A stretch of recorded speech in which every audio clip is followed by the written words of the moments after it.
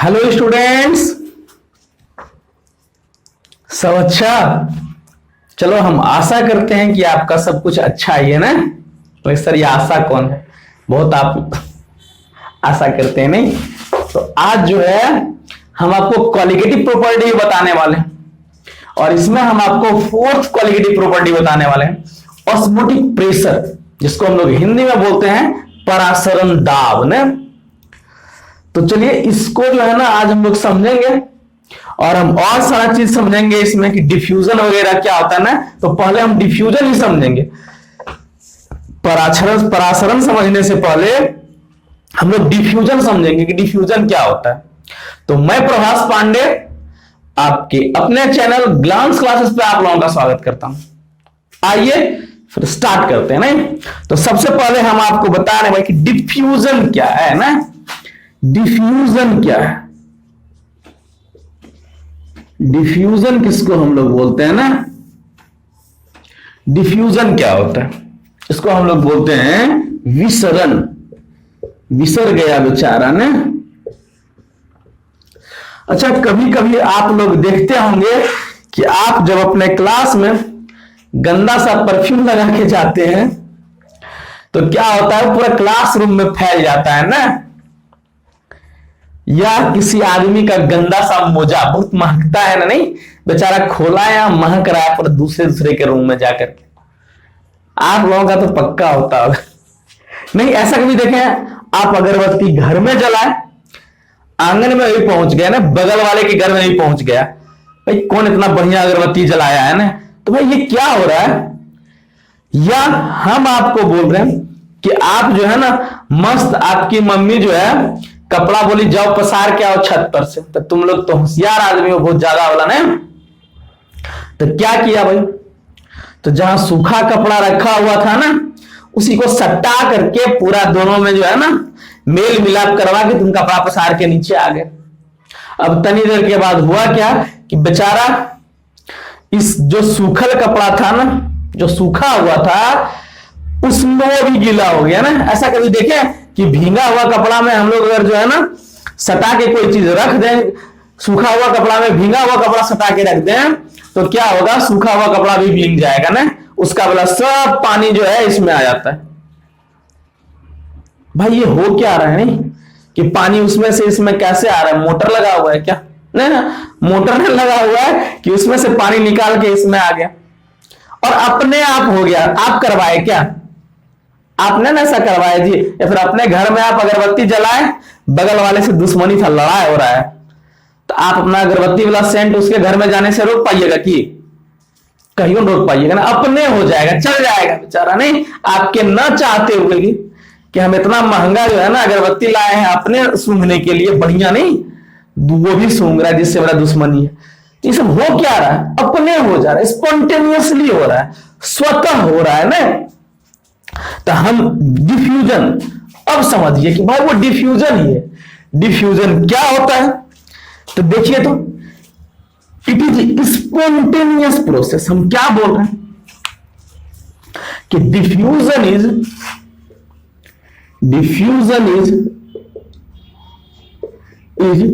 Spontaneous process. Spontaneous ना, spontaneous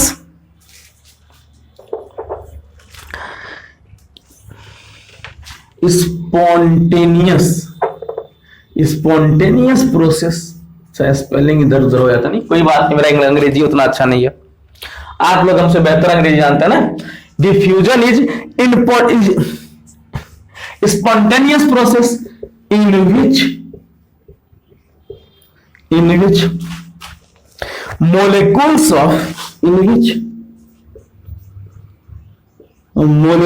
of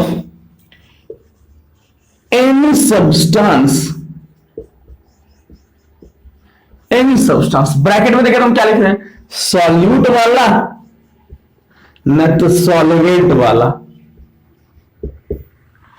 कि diffusion is spontaneous process in which molecules of any substance move from move from their move from the region of their higher concentration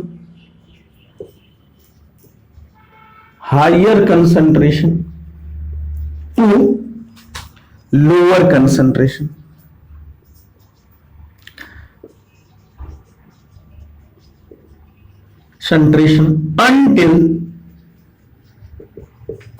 until it makes homogeneous ना। हम देखिए क्या लिखे हैं कि diffusion जो है वो स्पॉन्टेनियस प्रोसेस है, स्वतः होने वाला चीज है। आप और हम उसको नहीं करवा रहे हैं, भगवान ही करवा रहे हैं उसको, समझ रहे हैं ना कि भाई वो स्वतः प्रोसेस है जिसमें क्या होगा तो molecule substance of any molecules. तो हम यहां बोल रहे हैं कि भाई आप सॉल्यूट बोलो ना तो सॉल्वेंट बोलो। तो जो जहां ज्यादा है ना उससे कम की ओर भागेगा, जहां सॉल्यूट ज्यादा है वहां से वो कम की ओर दौड़ेगा, जहां सॉल्वेंट ज्यादा है वहां से वो कम की ओर दौड़ेगा। तो कंसंट्रेशन के टर्म में हम लोग हमेशा क्या बोलते हैं, मोल पर लीटर ना, भाई सॉल्यूट कितना प्रेजेंट है। तो हम लोग हमेशा जब भी सांद्रण की बात करते हैं तो सांद्रण के बाद में हम लोग किसका बात करते हैं भाई कि सॉल्यूट कहां ज्यादा है, कि सॉल्यूट का मोल जो है उसमें कहां ज्यादा है। तो देखिए इसको हम लोग हिंदी में क्या बोलेंगे कि ऐसी क्रिया जिसमें किसी पदार्थ, तो किसी पदार्थ में कौन आएगा भाई, तो विलेय या विलायक के अणु उच्च सांद्रता वाले क्षेत्र से निम्न सांद्रता वाले क्षेत्र की ओर स्वतः गति करते हुए होमोजीनियस विलयन का निर्माण करता है, विसरण कहलाता है। बात समझ में आई कि नहीं आई कि एक ऐसी क्रिया जिसमें किसी पदार्थ के अणु उच्च सांद्रता वाले क्षेत्र से निम्न सांद्रता वाले क्षेत्र की ओर स्वतः गति करते हुए एक समान मिश्रण का निर्माण करता है, विसरण कहलाता है। बात समझ में आई कि नहीं। हम क्या बोले देखिए तो कि यहां आप एक विलयन लिए और यहां एगो और विलयन ले लिए। अब क्या ले लिए तो ले लिए ना, यहां हम भाई सॉल्यूशन 1 लिए, सॉल्यूशन 1 है, यहां सॉल्यूशन 2 है।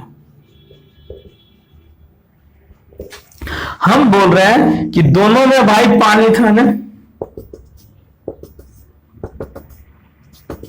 इसमें 1 लीटर पानी था और हम इसमें जो है ना 200 ग्राम चीनी मिला दिए हैं, 200 ग्राम चीनी बेचारा ने सुबह मिलाए हैं। और यहां 1 केजी पानी था, उतना पनिया है बेचारा, और इसमें जो है हम 25 ग्राम चीनी मिलाए हैं। तो हम अगर आपसे पूछें कि बताइए यहां किसका कंसंट्रेशन बेसी, पानी का कि चीनी का, तो बोलेगा सर यहां चीनी ज्यादा है, तो इसका कंसंट्रेशन हम अगर बोले C1 है। बोलेगा यहां सर चीनी कम है, तो यहां अच्छा देखिए यहां जो है ना चीनी इसके रिस्पेक्ट में ज्यादा है ना, मतलब क्या हुआ कि C1 ज्यादा है किससे, C2 से ना, कि इस विलयन में विलय की मात्रा ज्यादा है इस विलयन की अपेक्षा ना। अच्छा बताइए जब दोनों को आप कनेक्ट कीजिएगा, दोनों को आप कनेक्ट कीजिएगा तो होगा क्या, तो जो जहां ज्यादा है उससे कम की ओर दौड़ेगा ना। तो यहां ज्यादा कौन है, पनिया, तो दोनों जगह लगभग बराबर है ना। तो यहां चीनी ज्यादा है तो चीनी किधर दौड़ना स्टार्ट करेगा, इधर होगा। मतलब इसका जो नेट मूवमेंट होगा सॉल्यूट का, नेट मूवमेंट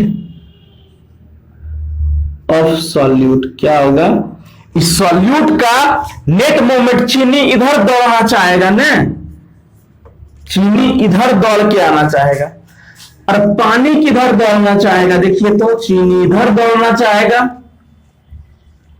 पानी इधर दौड़ के आना चाहेगा। मतलब net movement of solvent,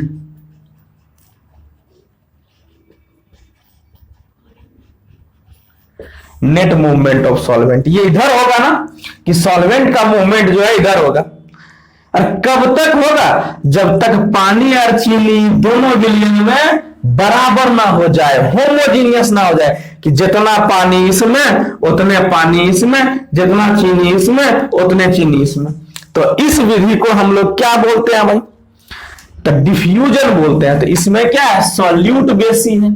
solute क्या है? इसमें एक्सेस है, इसलिए सॉल्यूट इधर से दौड़ा।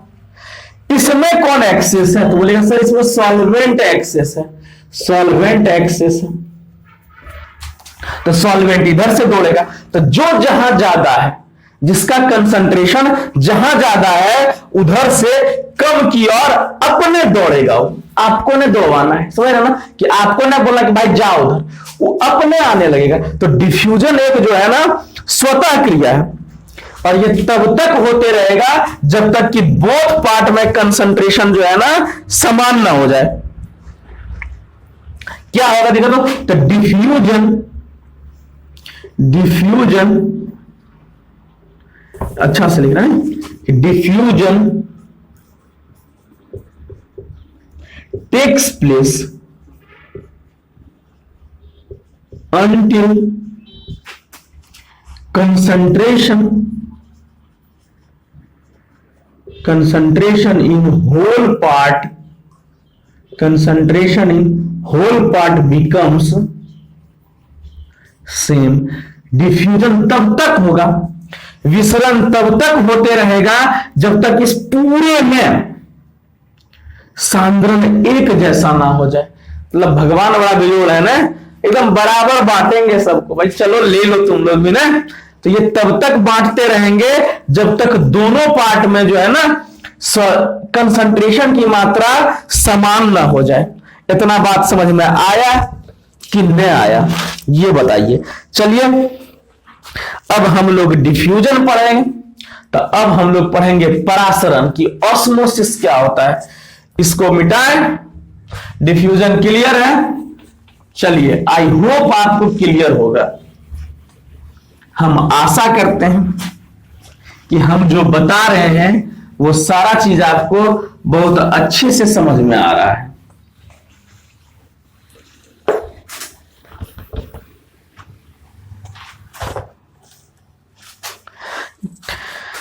देखिए तो अब हम बात कर रहे हैं भाई परासरण का, ऑस्मोसिस। ऑस्मोसिस ना, इसको हम लोग बोलते हैं परासरण। भाई स्पेशल केस है ये ना, किसका? तो डिफ्यूजन का। ये डिफ्यूजन का स्पेशल केस हो गया परासरण।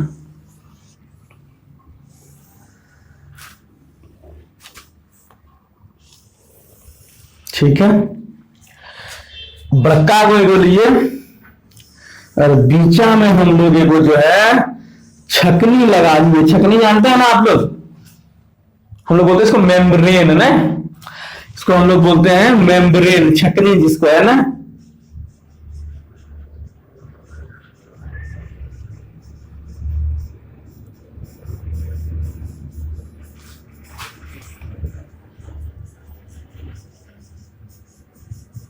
मेम्ब्रेन लगा दिए, ठीक ना। यहां पे हम लोग एक मेम्ब्रेन लगाए, बहुत बढ़िया। इधर हम एक सॉल्यूशन लिए जिसको बोल रहे हैं सॉल्यूशन 1। इधर हम एक और सॉल्यूशन लिए जिसको हम बोल रहे हैं सॉल्यूशन 2 ना, कि ये सॉल्यूशन 1 है, ये सॉल्यूशन 2 है, और बीच में हम एगो झिल्ली लगा दिए, ठीक है। और यहां इसका कंसंट्रेशन C1 है, इसका कंसंट्रेशन C2 है। हम बोल रहे हैं कि इधर क्या है भाई, तो C1 जो है वो ग्रेटर देन है C2 से। मतलब यहां एक्सेस कौन होगा? अगर हम पूछें कि भाई यहां एक्सेस कौन है, यहां एक्सेस सॉल्यूट है ना, एक्सेस सॉल्यूट है, यहां ज्यादा सॉल्यूट है। यहां ज्यादा कौन है? तो यहां एक्सेस सॉल्वेंट है। तभी ना आप बोलिएगा सर इसका कंसंट्रेशन ज्यादा है और इसका कंसंट्रेशन कम है। बात आ रही समझ में? तो हम लोग अभी तक क्या पढ़े थे भाई? हम लोग अभी तक क्या पढ़े थे कि अगर ये डिफ्यूजन होता तो सॉल्यूट इधर मूव करता ना, सॉल्यूट का मूवमेंट इधर होता, सॉल्यूट की गति ना मूवमेंट इधर होता, और सॉल्वेंट की गति इधर होता, सॉल्वेंट मूवमेंट।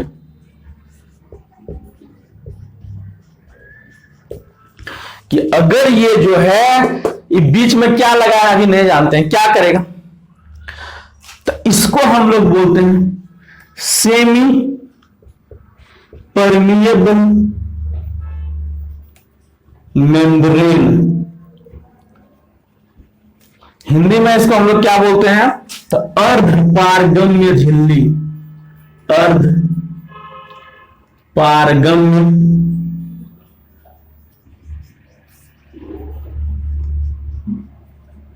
अर्ध पारगम्य झिल्ली। मैंने बेचारा पारगम्य क्या जाने देगा ना, आधा जाने देगा, मतलब क्या करेगा ही? तो इस सॉल्यूट को इधर नहीं जाने देगा, कि सॉल्यूट का जो कण है ना इसमें आके फंस जाएगा, बोलेगा तुमको हम उधर नहीं जाने देंगे। तो आप रिस्ट्रिक्ट कर दिए ना, नहीं कर दिए रिस्ट्रिक्ट, कि भाई आपको जाना अगर है तो सिर्फ और सिर्फ सॉल्वेंट को हम इधर जाने देंगे, सॉल्यूट को इधर नहीं आने देंगे। बात आ रही समझ में कि नहीं आ रही है? तो ये अर्ध पारगम्य झिल्ली है क्या?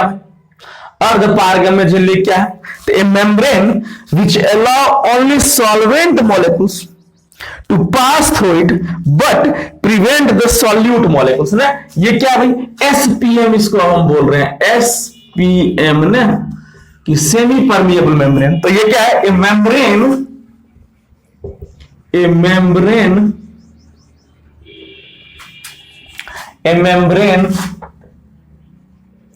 which only allow solvent molecules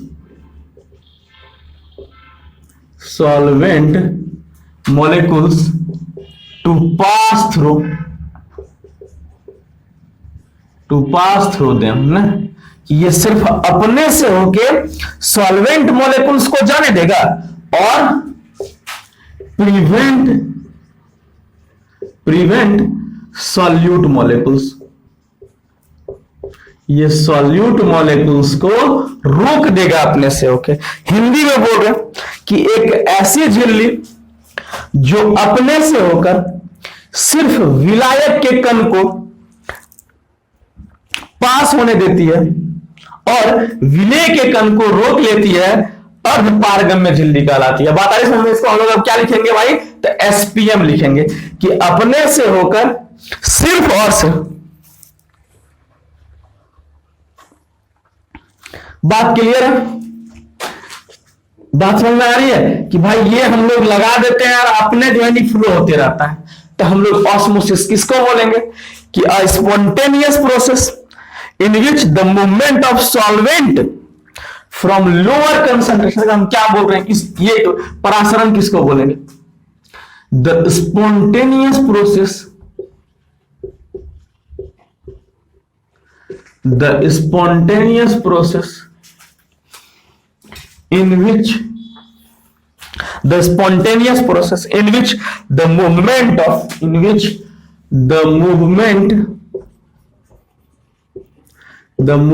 of solvent molecules, the spontaneous process in which the movement of solvent molecules from lower concentration from lower concentrated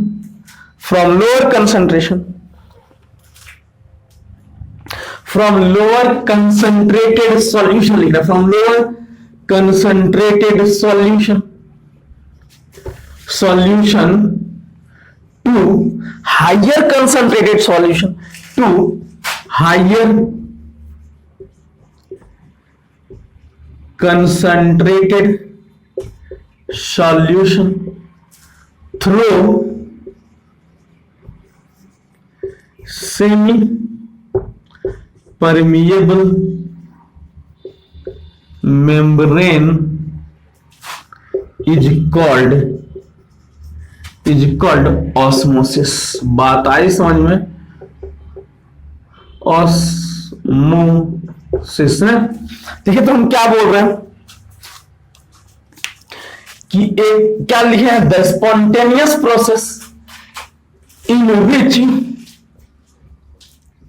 which movement of solvent molecules from lower concentrated solution, ये lower concentrated solution to higher concentrated solution through semi permeable membrane is called osmosis. मतलब क्या है कि जहां solution बेसी है उससे solution कम की ओर, सॉल्वेंट कम की ओर जाएगा। तो जहां सॉल्वेंट ज्यादा होता है उसको वो क्या होता है, तनु विलयन बोलते हैं ना, सांद्र विलयन थोड़ी बोलते हैं। तो हम लोग ये होते कि तनु विलयन से सांद्र विलयन में आएगा कौन, the solvent molecules. The spontaneous process in which movement of solvent molecules from lower concentrated solution to higher concentrated solution through semi permeable membrane is called osmosis। बात आ रही समझ में कि नहीं आ रही? बात क्लियर है कि एक ऐसी क्रिया जिसमें विलायक के अणु की स्वतः गति निम्न तनु विलयन से सांद्र विलयन की ओर अर्ध पारगम्य झिल्ली से होती है, परासरण कहलाता है। कि एक ऐसी क्रिया जिसमें विलायक के अणु की स्वतः गति निम्न सांद्रता वाले विलयन से उच्च सांद्रता वाले विलयन की ओर अर्ध पारगम्य झिल्ली से होती है, परासरण कहलाती है। बात आ रही समझ में कि नहीं आ रही, ये बताइए हमको। अच्छा देखिए, ये सेमी परमिएबल मेम्ब्रेन जो है SPM, अच्छा भगवान हम लोगों को बना के दिया है ना सेल मेम्ब्रेन, कि भाई सेल में देखते हैं। अच्छा कभी आप जौंक पे नमक डाल के देखें? जौंक पे जैसे ही आप नमक डालिएगा ना उसका सब पानी बाहर निकल जाता है। बात आ रही समझ में? तो क्या उसके अंदर कुछ तो है ना जो सिर्फ और सिर्फ क्या कर रहा है, पानी को ही बाहर होने दे रहा है। नहीं कि पानी को सिर्फ और सिर्फ अपने से होकर के बाहर होने दे रहा है, नहीं। एनिमल मेम्ब्रेन ने,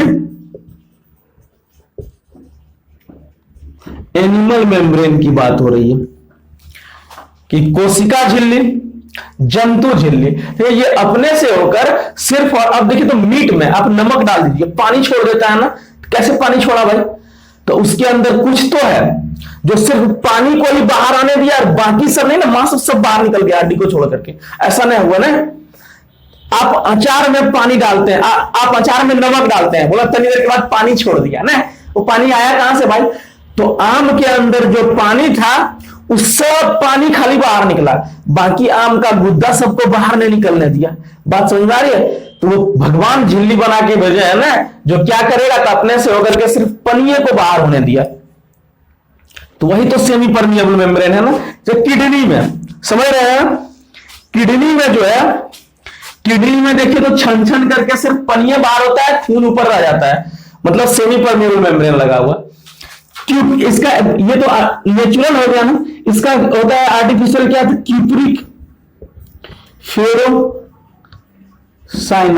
ना, क्यूप्रिक फेरोसाइनाइड की बात हो रही है कि ये जो है आर्टिफिशियल जो है ना आपका वो है सेमी परमिएबल मेम्ब्रेन है। इतना बात समझ में आई? आपको परासरण समझ में आया कि नहीं आया, हमको ये बताइए। आपको परासरण समझ में आया? बहुत अच्छी बात है। हम लोग ऑस्मोटिक प्रेशर पढ़ेंगे ना, मिटा इसको। चलिए अब देखते हैं कि ऑस्मोटिक प्रेशर क्या है।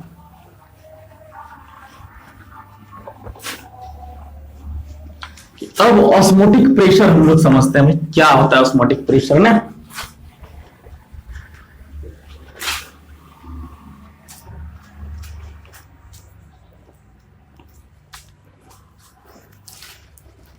देखिए हम क्या बोल रहे हैं कि यहां जो है ना आप ऐसे करके बना लो ना,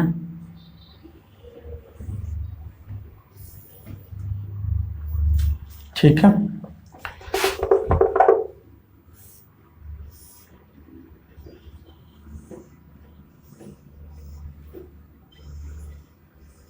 ठीक है। चलिए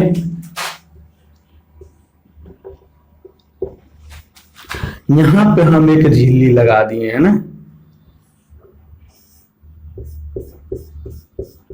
और ये है आपका SPM। यहां पे एक सॉल्यूशन है, यहां सॉल्यूशन है ना, यहां सॉल्यूशन है, इसका कुछ कंसंट्रेशन है ना। यहां पे प्योर सॉल्वेंट है, ये यहां पे प्योर सॉल्वेंट है, खाली शुद्ध पानी है मान लीजिए इसमें, समझ रहे हैं ना, प्योर सॉल्वेंट। तो जैसे ही आप इसको कीजिएगा तो सब सॉल्वेंट मॉलिक्यूल्स किधर होगा, movement of solvent molecules, solvent molecules सब इधर आने लगेगा ना। देखिए यहां पे अभी क्या P एटमॉस्फेरिक लग रहा है, यहां भी P एटमॉस्फेरिक लग रहा है कि वायुमंडल, इसको एटमॉस्फेरिक प्रेशर को हम लोग पाई बोलेंगे, याद रखिए, ऑस्मोटिक प्रेशर को हम लोग पाई बोलते हैं। अब हम आपको बोल रहे हैं कि ये मस्त जो है ना सॉल्वेंट मॉलिक्यूल्स का मूवमेंट इधर हो रहा था, सॉल्वेंट मॉलिक्यूल्स मस्त इधर आ रहा था, ठीक है। अब आप यहां से प्रेशर लगाना स्टार्ट कीजिए, P एटमॉस्फेरिक प्लस पाई, दबाइए दबाइए, तब तक दबाना है आपको जब तक कि सॉल्वेंट मॉलिक्यूल्स इधर आना रुक ना जाए, स्टॉप ना हो जाए, कि एक्स्ट्रा प्रेशर लगाइए और सॉल्वेंट के मॉलिक्यूल्स को सॉल्यूशन में आने से रोक दीजिए।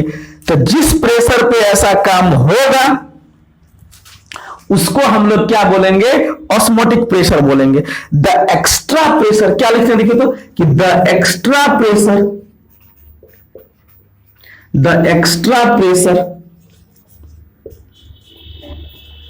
applied from solution side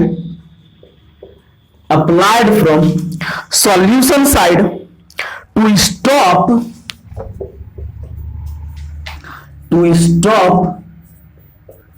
the net movement,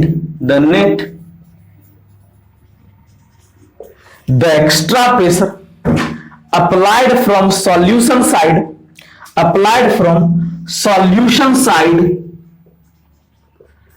to stop the net movement of solvent molecules, to stop net movement of solvent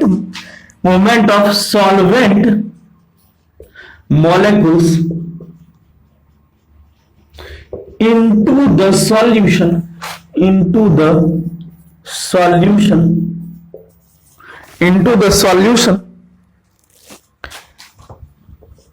is called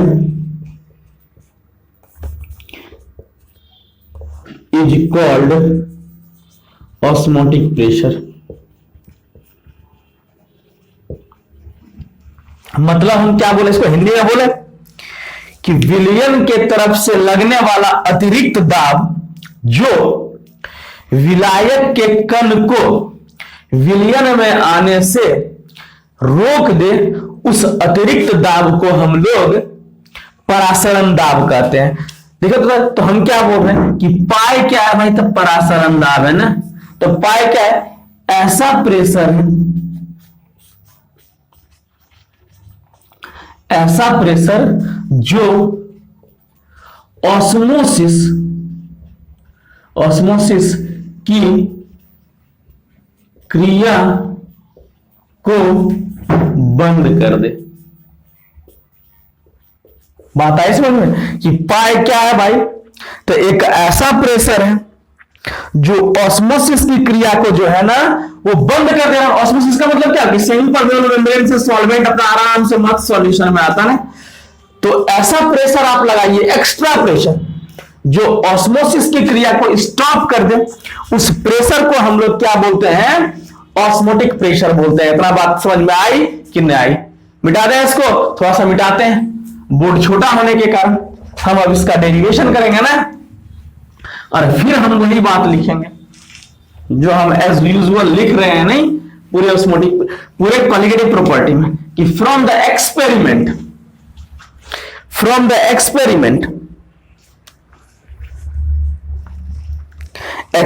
से क्या देखा गया, देखिए तो कि फ्रॉम एक्सपेरिमेंट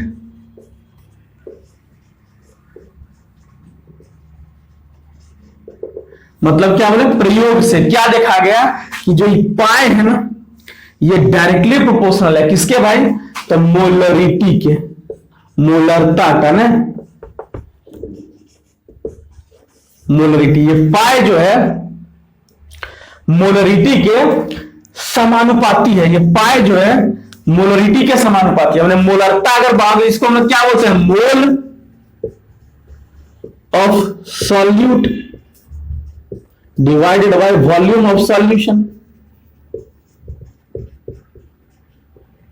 इन लीटर। बात है इसमें फिर देखिए तो पाई, इसका मतलब पाई किस पर निर्भर कर रहा है भाई, तो नंबर ऑफ सॉल्यूट पार्टिकल पर, मतलब इक्वालिटेटिव प्रॉपर्टी है। और क्या देखा गया कि पाई जो है वो टेम्परेचर के डायरेक्टली प्रोपोर्शनल था, ताप का ना, टी का, कि ताप बढ़ाने से ऑस्मोटिक प्रेशर बढ़ा और ताप घटाने से ऑस्मोटिक प्रेशर घटा ना।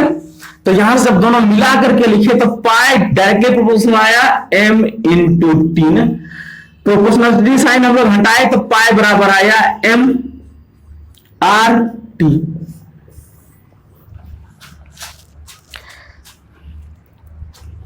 जहां आर को हम लोग क्या बोल रहे थे भाई, तो सॉल्यूशन कांस्टेंट, क्या बोल रहे हैं,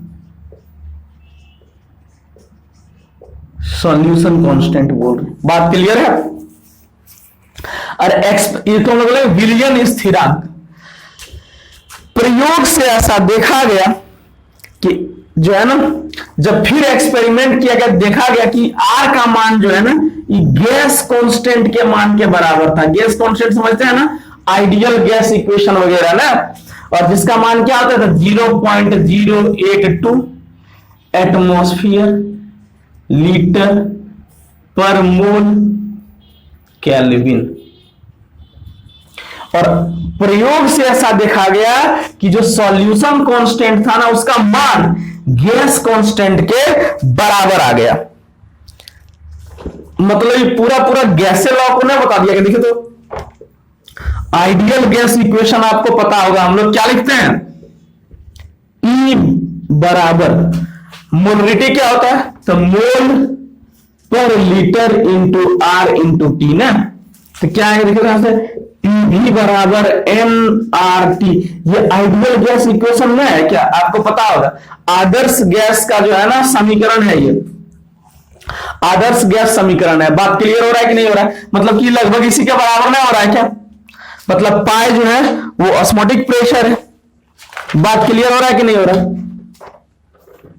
बात समझ में आई कि ये पाई बराबर एम आर टी। चलिए इतना बात क्लियर हो गया, बहुत बढ़िया भाई। और ये जो है ना, इसीलिए ये आर का मान यहां जो हम लोग लिखते थे ना वही आर का मान यहां आने लगेगा। अब आपको ऑस्मोटिक प्रेशर अगर निकालना हो तो पाई क्या है भाई, तो ऑस्मोटिक प्रेशर है, हम ऊपर में लिख चुके हैं कि पाई आपका osmotic pressure M, molarity R, solution constant, और टी क्या है, टेम्परेचर, जिसको हम लोग किस में लेंगे हमेशा, तो केल्विन में ना। इतना बात आई समझ में कि नहीं आई, हमको ये बताइए। तो अब हम आपसे पूछ रहे हैं कि भाई देखिए तो कि अगर आप दो सॉल्यूशन लीजिए, एक यहां सॉल्यूशन है और एक यहां सॉल्यूशन है, इसका हम लोग पाई 1 कैलकुलेट किए और इसका पाई 2 कैलकुलेट किए। ये सॉल्यूशन 1 है और ये सॉल्यूशन 2 है।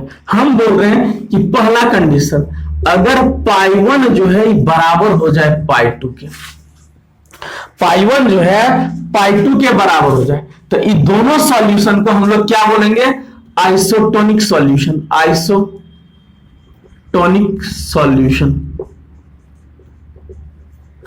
आइसोटोनिक सॉल्यूशन बोलेंगे। मतलब क्या होगा कि दो ऐसा सॉल्यूशन जिसका परासरण दाब बराबर हो जाए। बात क्लियर है कि अगर परासरण दाब बराबर है तो दोनों विलयन क्या कहलाएगा, आइसोटोनिक। इसको हम लोग क्या बोलेंगे, समपरासरी विलयन, समपरासरी विलियन, ठीक ना।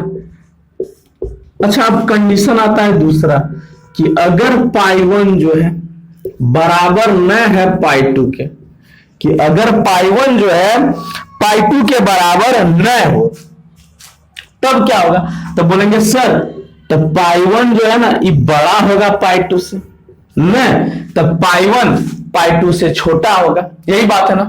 तो अगर पाई 1 जो है बड़ा हो जाए पाई 2 से, तो ये वाला सॉल्यूशन हाइपरटोनिक सॉल्यूशन कहलाएगा, हाइपरटोनिक सॉल्यूशन कहलाएगा ना।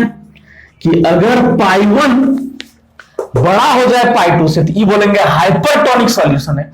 तो ये क्या होगा? जो छोटका है वो क्या हो जाएगा? तो इसको बोलेंगे हाइपोटोनिक सॉल्यूशन, हाइपोटोनिक सॉल्यूशन। कि जिसका परासरण दाब बेसी वो हाइपरटोनिक सॉल्यूशन, जिसका परासरण दाब कम वो हाइपोटोनिक सॉल्यूशन। तो इसको हम लोग बोलेंगे अति परासरी विलयन, अति परासरी विलयन, और इसको बोलेंगे अल्प परासरी विलयन, अल्प परासरी विलयन। बात समझ में आ रही कि नहीं आ रही है? तो दो हो गया, अति परासरी और अल्प परासरी। इतना बात क्लियर हुआ कि नहीं हुआ? हमको ये बताइए, इतना बात आ रही समझ में कि नहीं आ रही आपको? बहुत बढ़िया।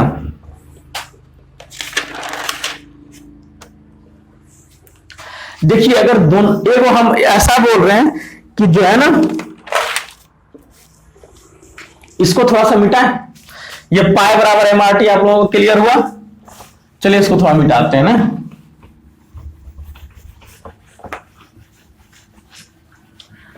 हम बोले कि भाई जो ब्लड सेल है ना 0.9% weight by volume NaCl solution, ये जो है भाई IV सब में यूज होता है ना।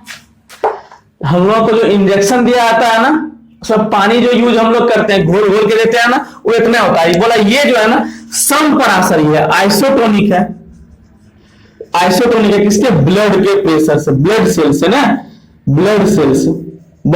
इसका मतलब क्या होगा कि इसका परासरण दाब हमारे ब्लड के परासरण दाब के बराबर होगा, तभी जो है ना वो अंदर जा रहा होगा ना, नहीं तो नहीं जाएगा। अगर मान लीजिए नॉर्मल वाटर आपको इंजेक्ट कर दिया है, फूल जाएगा ऐसे, काहे? तो दोनों का परासरण दाब अलग है ना, दोनों मिलवे नहीं करेगा एक दूसरे में। बात समझ में आ रही है?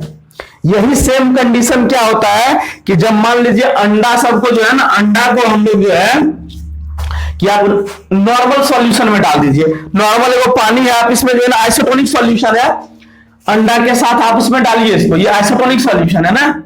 ये वो क्या है भाई? माने यहां एग रखा हुआ, ये आइसोटोनिक सॉल्यूशन में है, समझ रहे हो? और फिर से एग यहां रखा हुआ है और ये हाइपोटोनिक सॉल्यूशन में, हाइपोटोनिक सॉल्यूशन में फिर से एग रखा हुआ है, किसमें? तो हाइपरटोनिक सॉल्यूशन में, हाइपरटोनिक सॉल्यूशन। देखिए इसका क्या मतलब हुआ कि यहां आइसोटोनिक, तो यहां जो सॉल्यूशन रखे हैं ना उसका प्रेशर ये एग में जो लिक्विड है उसके प्रेशर के बराबर है ना। तो यहां क्या होगा? अंडा अपने नॉर्मल साइज में रहेगा। अब यहां क्या हुआ भाई कि आप इसको ऐसा सॉल्यूशन में डुबा दिए जो हाइपोटोनिक है, मतलब इसका प्रेशर जो है कम है और इसका प्रेशर ज्यादा है। तो क्या होगा? ये फैलना स्टार्ट नहीं कर जाएगा, ये फैलना स्टार्ट करेगा और अंडा का साइज बड़ा हो जाएगा। बात आ रही समझ में कि अंडा जो है स्वेल हो जाएगा, कि अंडा जो है वो स्वेल हो जाएगा, मतलब अंडा फूल जाएगा। नहीं काहे? तो इसका प्रेशर कम था और इसका प्रेशर ज्यादा, तो बढ़ना स्टार्ट करेगा। बात आ रही समझ में? और अंडा जाएगा स्वेल। अगर आप हाइपरटोनिक सॉल्यूशन में इसको डालिएगा तो अंडा वाला का प्रेशर कम और इधर बाहर वाले का प्रेशर ज्यादा, क्या करेगा? इसको दबाना स्टार्ट करेगा ना, तो एग का साइज जो है यहां स्वेल होगा, श्रिंक कर जाएगा ना, दब जाएगा, अंडा जो है छोटा हो जाएगा। बात आ रही समझ में? तो आप इसको साल्ट सॉल्यूशन में अगर अंडा को डाल दीजिएगा ना, नमक घोर लीजिए, तो उसका प्रेशर बढ़ जाएगा ना। काहे? तो ऑस्मोटिक प्रेशर बढ़ता है कैसे भाई? नॉन वोलाटाइल सॉल्यूट मिलाने से। अभी हम लोग देखे ना कि नॉन वोलाटाइल सॉल्यूट मिलाइएगा तो ऑस्मोटिक प्रेशर बढ़ेगा, तो इसका प्रेशर बढ़ जाएगा ना, तो अंडा छोटा हो जाएगा। मतलब क्या होगा कि अगर आप अंडा को नमक पूरा घोल लीजिए और उसमें डाल दीजिए तो अंडा छोटा हो जाएगा। प्रेशर अगर कम हो गया तो अंडा बड़ा हो जाएगा। प्रेशर बराबर रहा तो अंडा सेम साइज का रहेगा। इतना बात आप लोगों को आई समझ में कि नहीं आई, हमको ये बताइए भाई।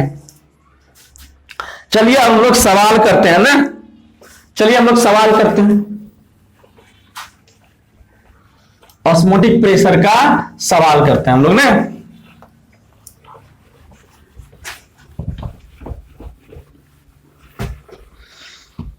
चलिए हम लोग जो है ना सवाल करना स्टार्ट करते हैं भाई।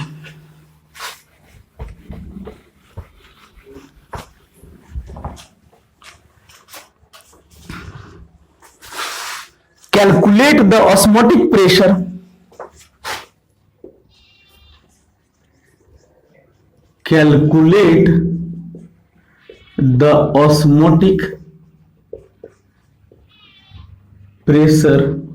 calculate the osmotic pressure of 5%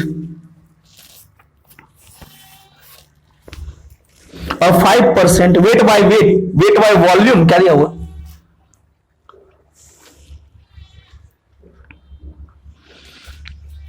calculate the osmotic pressure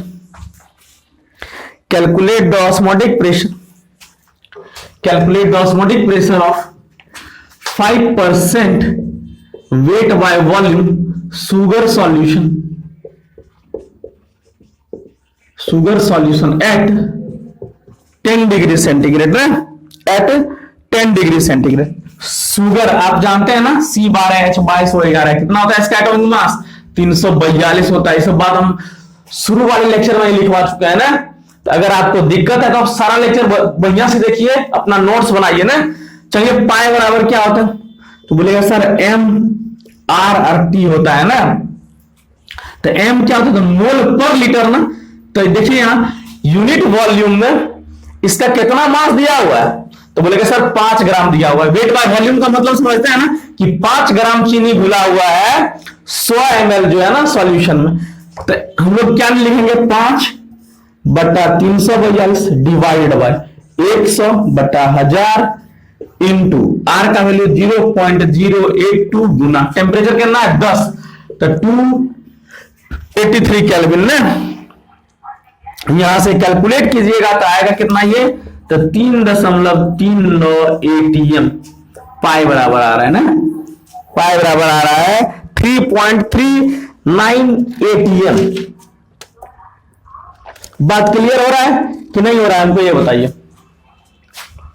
अच्छा हम एक बार देखिए, इसमें सवाल आपको दे रहे हैं,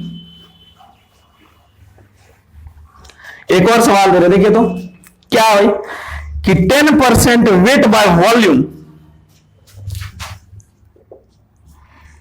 10% weight by volume aqueous solution of A, aqueous solution of A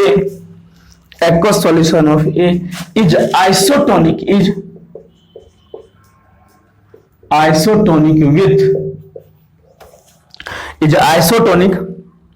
with 6% weight by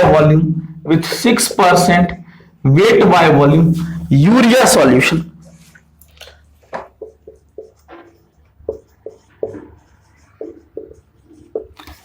urea solution at same temperature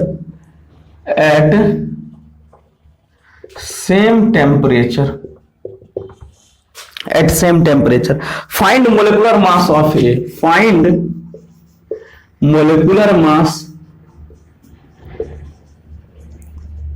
of A। ये सवाल आपसे हो जाएगा। एक बार वीडियो पॉज कीजिए और सवाल जो है ना खुद करना स्टार्ट कीजिए कि क्या दिया हुआ है। देखिए तो कि 10% द्रव्यमान आयतन प्रतिशत ए का जलीय विलयन सब यूरिया के 6 द्रव्यमान आयतन प्रतिशत के समपराशरी है तो ए का आणविक द्रव्यमान बताएं ना। तो समपराशरी का मतलब क्या होगा, देखिए तो समपराशरी है ना, मतलब क्या होगा कि पाई ऑफ ए का सॉल्यूशन, ए सॉल्यूशन ये बराबर है पाई ऑफ यूरिया सॉल्यूशन,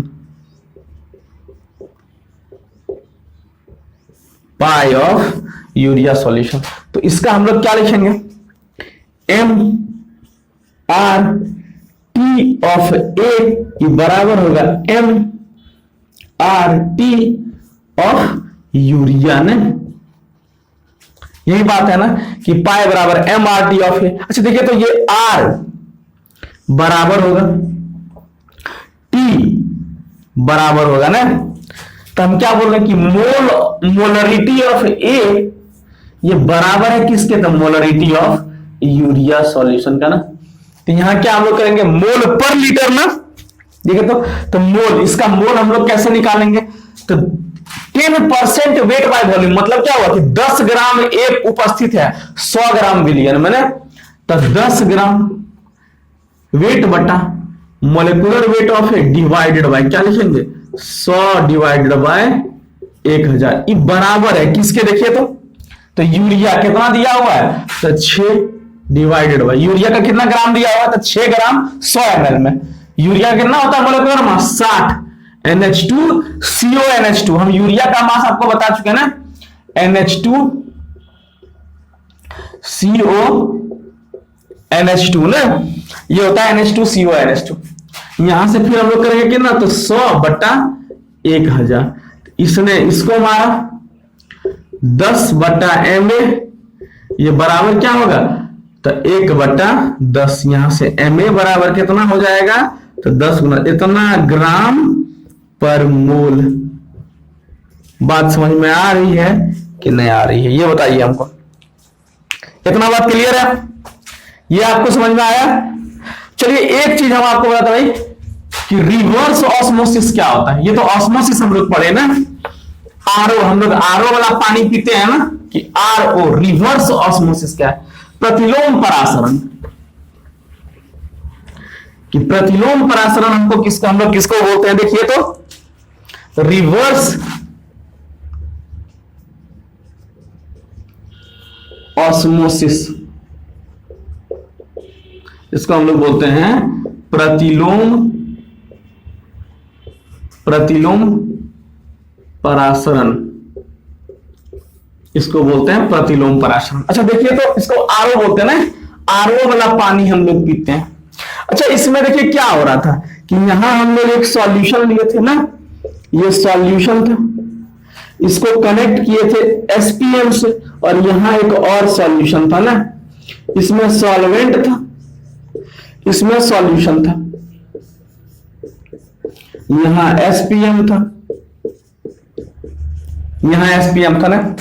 इधर से क्या हो रहा था, तो सॉल्वेंट ऑस्मोसिस में सॉल्वेंट इधर से आ रहा था ना, कि सॉल्वेंट का मूवमेंट इधर हो रहा था ना। हम लोग यहां क्या किए, वो प्रेशर लगाए पाए, और क्या किए, सॉल्वेंट मॉलिक्यूल्स के मूवमेंट को हम लोग स्टॉप कर दिया ना, सॉल्वेंट मॉलिक्यूल्स के उसको स्टॉप कर दिए। मतलब कि जो पाए था इससे अगर ज्यादा प्रेशर लगा दिया जाए, पी एक्स्ट्रा हम लोग लगा दें ना, कि पाए लगाए तो रुक गया, अब और पाए अगर हम लोग लगाएं तब क्या होगा, तो सॉल्यूशन में जो सॉल्वेंट है वो एसपीएम से इधर चलना स्टार्ट हो जाएगा ना, एसपीएम से इधर चलना। मतलब क्या हुआ कि जो ऑस्मोसिस इधर हो रहा था, ऑस्मोसिस किधर होगा, उधर ना।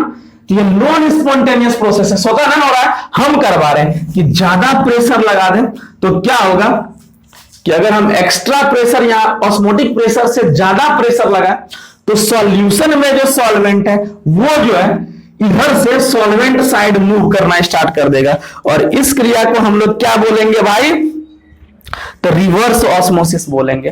तो यहां वाला जो PATM प्लस पाई था, इससे ज्यादा प्रेशर अगर हम लोग लगा दें तो क्या होगा, सॉल्वेंट वाला मॉलिक्यूल सॉल्यूशन से उधर चल जाएगा। इसको हम लोग क्या बोलेंगे, रिवर्स ऑस्मोसिस बोलते हैं ना।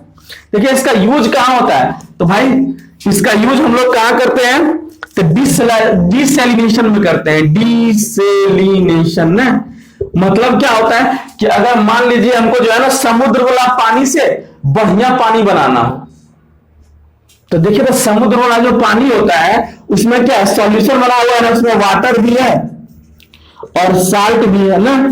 अब हमको करना है क्या कि इसका वाला पानी निकालना है, तो क्या करेंगे, तो इसको रिवर्स ऑस्मोसिस करवाएंगे। जब इसको दबाएंगे तो साल्ट तो इधर में जाएगा, लेकिन जितना पानी इसमें है वो सब पानी इस साइड आ जाएगा, वाटर प्यूरिफाई हो जाएगा ना, प्यूरिफाई हो जाएगा। तो इस लेकिन देखिए ये थोड़ा सा महंगा प्रोसेस हो जाता है, समझ रहे हैं ना। समुद्र वाला पानी से पानी साफ करना बहुत महंगा प्रोसेस हो जाता है, तो इसको करने में जो है ना थोड़ा सा दिक्कत आती है, समझ रहे हो ना, महंगा प्रोसेस है, कौन करेगा, समझ रहे हो ना। तो रिवर्स ऑस्मोसिस जो है ना के द्वारा हम लोग ये सब काम करते हैं। बात क्लियर है? तो आई होप आपको जो है ना समझ आया होगा ना। अगर नहीं आया तो कमेंट करके बताइए भाई रिवर्स ऑस्मोसिस क्या हो रहा है ना। रिवर्स ऑस्मोसिस में क्या होगा कि जो ऑस्मोटिक प्रेशर था उससे बेसिक प्रेशर लगा करके सॉल्यूशन साइड जो सॉल्वेंट था ना उसका मूवमेंट हम लोग सॉल्वेंट साइड में कर दिए, और ये नॉन स्पॉन्टेनियस प्रोसेस हो गया ना। तो इस प्रोसेस को हम लोग जो है ना क्या बोलेंगे, रिवर्स ऑस्मोसिस बोलेंगे। वाटर प्यूरिफाई हम लोग इसी प्रोसेस से करते हैं, ठीक है। तो आई होप आपको समझ में आया होगा। बढ़िया से नोट्स बनाइए, पढ़ते रहिए। मेरी तरफ से ऑल द बेस्ट।